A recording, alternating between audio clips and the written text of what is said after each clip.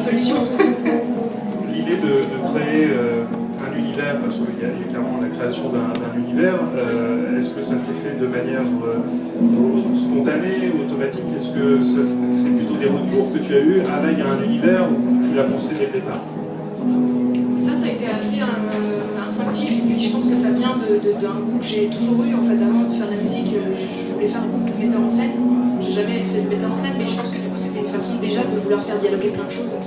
Et du coup, je me suis pas dit ah tiens je vais créer un projet total ou quoi que ce soit. C'est qu'en fait très naturellement, défendre une chanson pour moi c'est aussi la danser. Donc voilà, toutes ces choses-là se répondent assez instinctivement.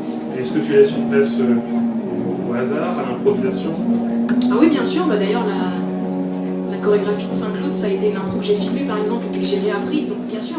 Et c'est pas parce que, en fait souvent, c'est marrant parce que souvent quand on a un projet très visuellement marqué, tout ça, on pense qu'il y a trop de maîtrise. Mais ce personnage est d'abord pour moi du lâcher prise. Surtout sur scène aussi, c'est d'abord une libération quoi.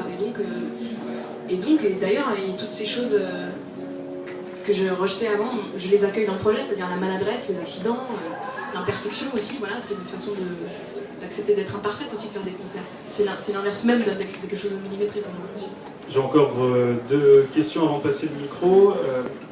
Une référence à Michael Jackson, ça te choquera pas.